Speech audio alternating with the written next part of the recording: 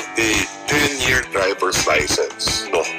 Mr. President, I believe that program's already been started. Okay, and the reason for that is para hindi na bumalik-balik, di ba? Yung nagka-apply ng driver's license. Yes, Para sir. mabawasan yung red tape, mabawasan yung gastos niya, so on and so forth. But why is it that I hear or I read in the newspapers that the LTO is thinking of asking additional requirements from drivers? Yes, actually, Mr. President, I remember when we had this law passed, the provision is really to make sure also that we have very competent and knowledgeable drivers on the road that will understand what the rules are, the signages, etc. To be accredited, you have to go to a driving school to get your accreditation for the continuing training program. Now, this is just in the IRR, and that's always what we discuss happens when we leave it to the agencies to make the regulations. So perhaps the good gentleman from Batangas and I, in collaboration with their other colleagues, can study this IRR that was drafted by the DOTR, because 15 hours, especially now with the pandemic, I'm not sure if that will actually be beneficial. I agree that drivers have to be knowledgeable and competent, but you know, even in other countries, you're given a booklet that you can review prior to taking the test, and then you take the written test afterwards, and then you do one driving test. I mean, why do they actually have to go through a program if they don't need it? I mean, if they pass the written test, then they also pass the practical driving test. Why I mentioned this is that yes, the idea is para not to make it difficult for our drivers not to renew their licenses. Now, how many drivers ba are there? Are they all gonna be required to take a driving test? Now, yes, Mr. President, that it seems to be the case with their IRR. So everyone will have to take a driving test all over again, kahit na walang masamang record. Yun nga parang medyo nalusutan tayo doon, Mr. President. So halimbawa, the Senate President mahiling pagpaneho, will he be required to take a driving test again? Yes, Mr. President. All of us, Mr. President, are required. That's what's written in the implementing rules and regulations? Yes, once again, the issue of an IRR. Okay. If I may, to our President Pro Temp and my dear sponsor, I don't mind at all. I wish they should have done that a long time ago. Because as long as they're very diligent and strict about it, I assure you about 40% of the drivers will not pass. I guarantee you.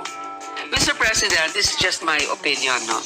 The important thing is the credibility of the tests. For example, booklets should be available, or maybe even online information as to what they need to review. For example, what does the signages mean? Then they take the test in the LTO office. The problem is, doon sa practical driving exam, dapat walang bayaran doon. Titignan talaga kung marunong yung driver. Kasi no matter, these courses is 15-hour courses, pagdating doon, nagdadayaan lang. Hindi pa rin natin alam kung competent yung mga drivers na yan. So I don't believe that they have to go through the driving school. As long as the information that they need to study is online, they can do it on their own. And then bagsak sila kung bagsak. Walang dayaan. That 15-hour ba driving, is that an international standard? Mr. President, no. Basta lang makapasa sa test. And again, the integrity of the examiners is what's really vital to the success of making sure that our drivers are competent drivers. Well, perhaps that is what they should look into, Your Honor. The President Pro Temp is right. 15 hours of what? Kung mga walang violation, baka hindi kailangan 15 hours. Basta importante mapasa yung exam. Nakita mo naman paano magmaneho yung mga ibang kababayan natin. Hindi papasa sa driving exam You only need 15 minutes to show that they cannot drive properly. Baka nga, bibigay tayo ng 10 years, tapos mayroong kung ilang hours na training, pagkatapos nagkasuhulan. We're even talking about Metro Manila. But what about in the provinces? Di ba? Baka ganun din ang mangyari dyan, hindi, useless. Kailangan talaga higpitan. I guarantee you, kung tunay ang examen at actual driving exams, baka 50% pa nga hindi papasay. I drive every day. I can see them, how they drive. I agree, Mr. President. Oh. My problem here is very notorious kasi sa DOTR yung paghahanap buhay. Yun nga, yung mga test, pwede ka magbayad para sagutin or whatever. No? So ito na naman, baka naman hanap buhay na naman. Yan ang reklamo ng maraming mga kababayan natin. So we're just putting it out there and discussing this as well. But what we did in that law is to simplify para mabawasan yung red tape para sa ordinaryong mamamayan, hindi para dagdagan. So, Mr. President, these are all the technicalities of the IRR. We will ask for a copy of that IRR and let's review it. And hopefully, our officials here are open to the possibility of amending the IRR for that. One last question, Madam Sponsor. What about yung testing centers? What is the status of that right now?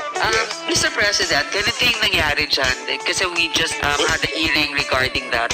Okay. Initially, sinabi hindi na raw kailangan na MVIS ang pupuntahan. Pero, naglabas ng memo sometime I think September, October ang DOTR requiring, except for tricycle drivers and bus drivers, everybody should go to a PMVIC, which is a little bit more expensive. I know they already lowered the price. And there are less centers all over the country. So, nagsisiksikan. So, to be fair to DOTR, they retracted that memo and now cars are allowed to choose whether they go to a BETC, which is the usual emissions test, or the PMVIC, which is the more modern one. Yes, well, thank you for that, Madam Sponsor, and I agree with you that yes, it is correct to take a look at the vehicles if they're safe for the road. Nevertheless, they should promote competition. Hindi yung they're creating monopolies in certain areas. Pwede pala ibaba yung presyo eh. Bakit na nag-umpisa na napakataas? Mr. President, our suspicion, okay, there are a few selected companies or individuals that were given the franchise for these PMVICs. The bidding is suspicious. Not very many knew about it. So parang kailangan yata bumawi itong mga nabigyan ng initial franchises.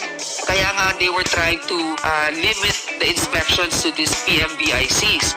Pero ngayon nagkakabukuhan na, siguro i-bid na nila para mas marami ang makalalahok sa programang ito. So in effect, what the chairman is saying is that they were favored individuals. And that's what we are saying is wrong with the program.